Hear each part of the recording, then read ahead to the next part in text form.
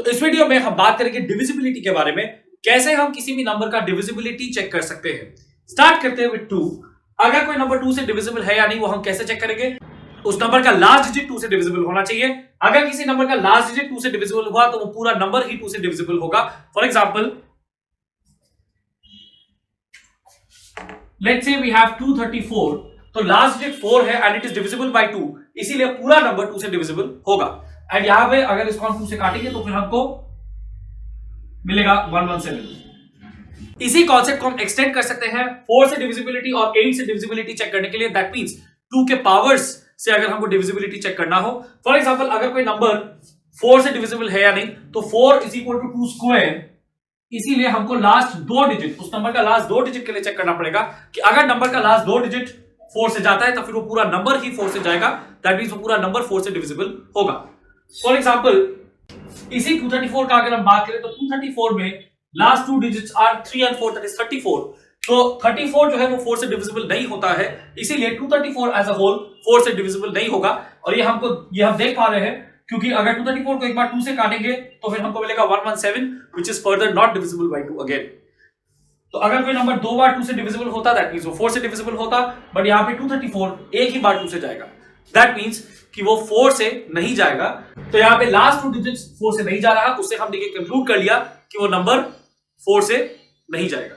इसी कॉन्सेप्ट को एक्सटेंड करते हुए 8 का बात करते हैं। तो डिविजिबिलिटी बाय 8 अगर आपको चेक करना है तो 8 इक्वल टू 2 क्यूब होता है, तो 8 इज 2 क्यूब, इसलिए हमको लास्ट 3 डिजिट्स, नंबर का लास्ट 3 डिजिट्स चेक करना पड़ेगा। एंड नंबर का लास्ट 3 डिजिट्स अगर 8 से जाता है तो फिर वो पूरा नंबर ही 8 से जाएगा, मतलब कि वो पूरा नंबर 8 से डिविजिबल होगा।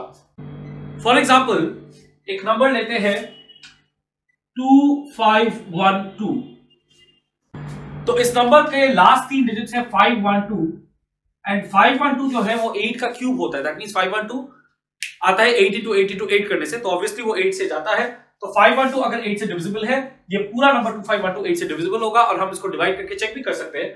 अगर हम इसको 8 से डिवाइड करते हैं एंड इसको रिड्यूस करते हैं 8 से, तो फिर हमको मिलेगा 8, तो फिर हमको मिलेगा 8 3 जा 24 एंड फिर उसके बाद 11, तो 1 8 1 जा 8 और फिर 32 लास्ट में बचेगा, तो 8 4 जा 32, तो क्वोशिएंट आएगा 314।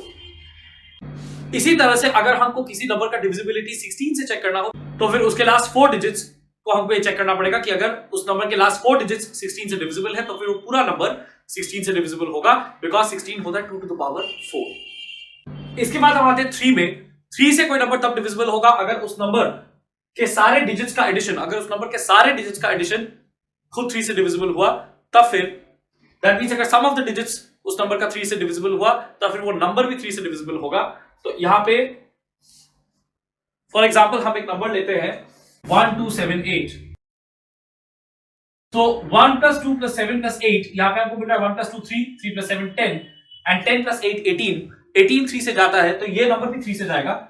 इसको हम टेस्ट भी कर सकते हैं। अगर इस नंबर को हम 3 से डिवाइड करेंगे तो फिर हमको मिलेगा 3 4 जा 12, फिर उसके बाद 2 जा तो 6 आएगा, 7 - 6 1 और 8 उतर जाएगा 18, सो 3 6 जा 18, तो क्वोशिएंट आया 4 to 6। उसी तरह से 9 का भी वही प्रॉपर्टी है। अगर हमको किसी नंबर का डिविजिबिलिटी 9 से चेक करना है तो फिर उस नंबर का सम ऑफ द डिजिट्स निकाल करके चेक करना पड़ेगा कि वो सम ऑफ द डिजिट्स खुद 9 से डिविजिबल है या नहीं। अगर किसी नंबर का सम ऑफ द डिजिट्स 9 से डिविजिबल होगा तो वो नंबर भी 9 से डिविजिबल होगा। उसके बाद हम आते हैं 5 में। 5 से कोई नंबर डिविजिबल तभी होता है जब उस नंबर का लास्ट डिजिट या तो खुद 5 हो और या फिर 0 हो। तो ये बहुत ही इजी है, जैसे कि हम लोग जानते हैं कि 10 और 10 के जितने भी पावर्स है या 10 के जो मल्टीपल्स है 10 20 30 100 इस तरह के जितने भी नंबर्स है दे ऑल एंड विद 0, तो वो सब 5 से डिविजिबल होते ही है। और जिन नंबर्स के लास्ट में 5 हो, 5 15 25 35 एंड सो ऑन, किसी भी नंबर के लास्ट में अगर 5 होगा तो फिर वो नंबर भी खुद 5 से डिविजिबल होगा। उसके बाद नेक्स्ट 6। अब 6 जो है वो एक प्राइम नंबर नहीं है, इसीलिए कोई भी नंबर अगर प्राइम नंबर नहीं है दैट मींस अगर वो नंबर 1 और खुद को छोड़ के किसी और नंबर से भी डिविजिबल होता है, दैट मींस वो कॉम्पोजिट नंबर है, तब हम लोग को ये देखना पड़ेगा कि उसको ब्रेक करने से कौन से प्राइम फैक्टर्स आते हैं। अगर उन सारे प्राइम फैक्टर्स से कोई नंबर डिविजिबल है तो फिर उस नंबर से भी डिविजिबल होगा। दैट मींस 6 को अगर हम ब्रेक करेंगे तो आएगा 2 into 3। 6 का अगर प्राइम फैक्टराइजेशन करेंगे तो आएगा 2 into 3। तो अगर कोई नंबर 2 और 3 दोनों से डिविजिबल है तब फिर 6 से भी डिविजिबल होगा।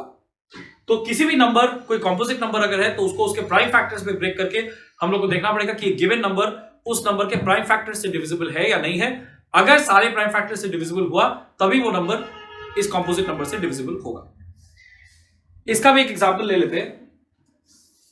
यही एग्जांपल लेते हैं 1 2 7 8 लेट्स से। तो यहां पे लास्ट डिजिट जो है 8 है, दैट इज डिविजिबल बाय 2, तो ये नंबर 2 से डिविजिबल होगा ही। एंड हमने पहले ही देखा कि इसका सम ऑफ द डिजिट्स जो है वो 3 से डिविजिबल है, तो ये नंबर 3 से भी डिविजिबल है। तो फिर 2 और 3 दोनों से डिविजिबल होने की वजह से ये 2 into 3 यानी कि 6 से भी डिविजिबल होगा। अगर इसको हम 6 से काटने जाएंगे तो हमको मिलेगा 6 2 जा 12, फिर उसके बाद 1 जा 6, तो 18 बचेगा 3। सो 213 विल बी द क्वोशंट। इसके बाद जो इस लिस्ट में यहां पे हमारे पास जो नंबर बचा है वो है 7। अगर हमको किसी नंबर के लिए ये चेक करना है कि वो नंबर 7 से डिविजिबल है या नहीं, तो फिर उस नंबर के लास्ट डिजिट को हमको 2 से मल्टीप्लाई करना पड़ेगा और उसको बाकी के नंबर से सब्ट्रैक्ट करना पड़ेगा। अगर ये जो रिजल्ट आया सब्ट्रैक्शन के बाद अगर वो 7 से डिविजिबल हुआ तो फिर वो ओरिजिनल नंबर भी 7 से डिविजिबल होगा।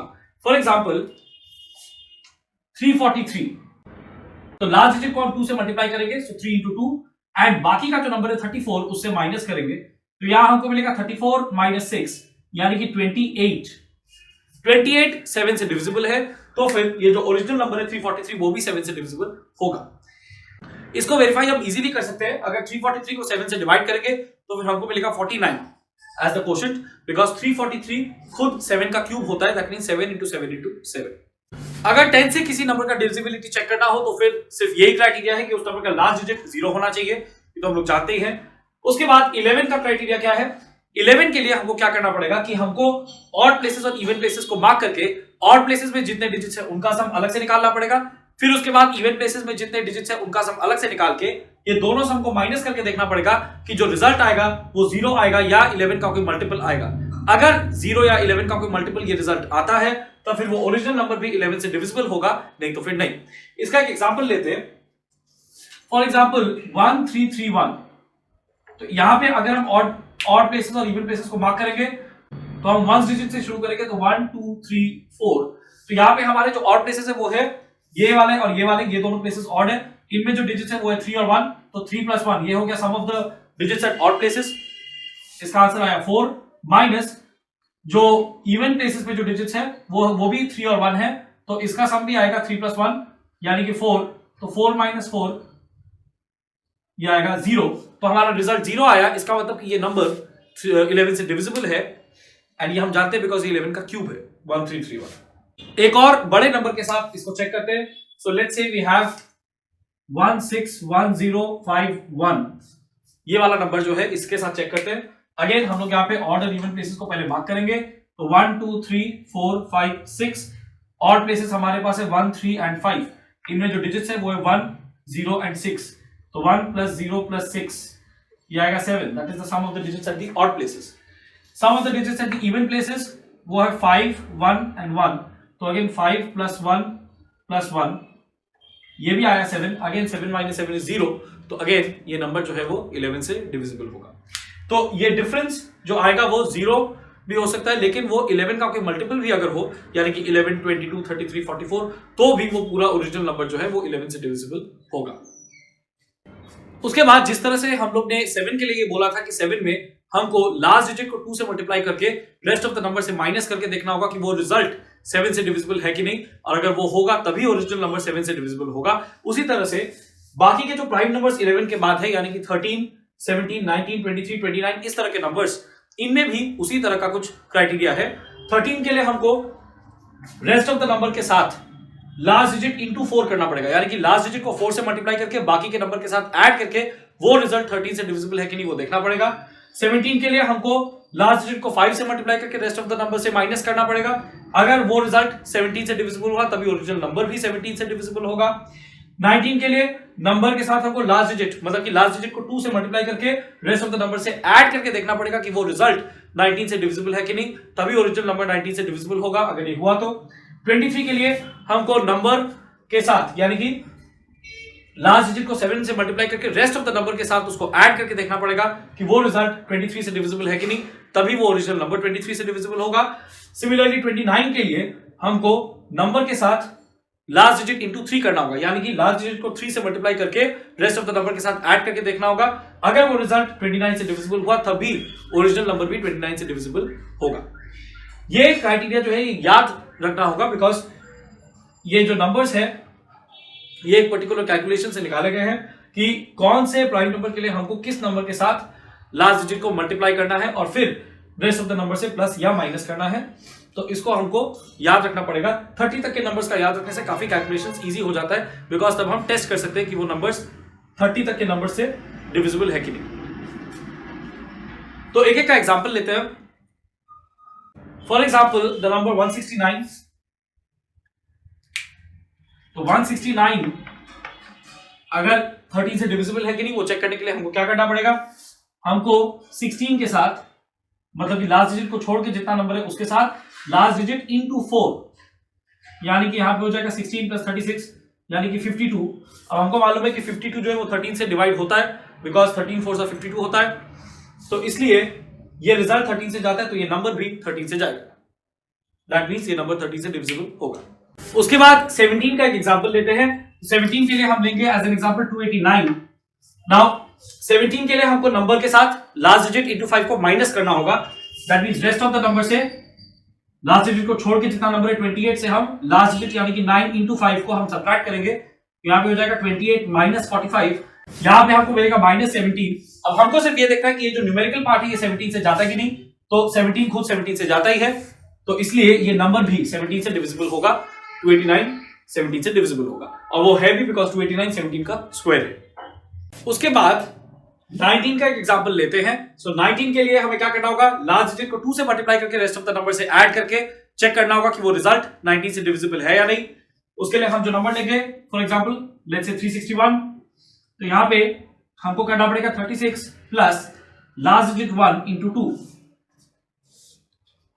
तो ये हो जाएगा 36 प्लस 2 यानी कि 38। एंड हमको मालूम है कि 38 19 के टेबल में आता है, 19 2 38, तो इसलिए 38 19 से डिविजिबल है। दैट मींस वो जो नंबर 361 है वो भी 19 से डिविजिबल है। उसी तरह से नेक्स्ट हम चेक करेंगे 23 के लिए हम एज एन एग्जांपल लेंगे 529, और 23 के लिए हमको लास्ट डिजिट में 7 से मल्टीप्लाई करके नंबर में ऐड करना है और फिर चेक करना है कि 23 से वो रिजल्ट डिविजिबल है या नहीं। तो यहां पे हम करेंगे 52 प्लस लास्ट डिजिट 9 इंटू 7, तो ये हो जाएगा 52 प्लस 63 यानी कि 115। हमको मालूम है 115 23 से डिविजिबल है, क्योंकि 23 5 115 होता है, तो इसका मतलब कि ओरिजिनल नंबर भी 23 से डिविजिबल है। उसके बाद नेक्स्ट 29 आता है। तो 29 के लिए जो एग्जांपल हम लेंगे वो है 841। 29 के लिए हमको लास्ट डिजिट को 3 से मल्टीप्लाई करके रेस्ट ऑफ द नंबर में ऐड करना है, तो इसका मतलब कि 84 प्लस 1 इंटू 3 यहां पे होगा, तो 84 प्लस 3 दैट इज 87। 29 3s 87 होता है, तो इसका मतलब 87 29 से डिविजिबल है, एंड सो 841 भी 29 से डिविजिबल है। तो इन रूल्स को काफी एफिशिएंटली हम यूज कर सकते हैं डिफरेंट कैलकुलेशंस में, मल्टीपल चॉइस क्वेश्चंस में, कैलकुलेटिव गेसेस करने में, कॉम्पिटिटिव एग्जाम्स में, and for many other calculations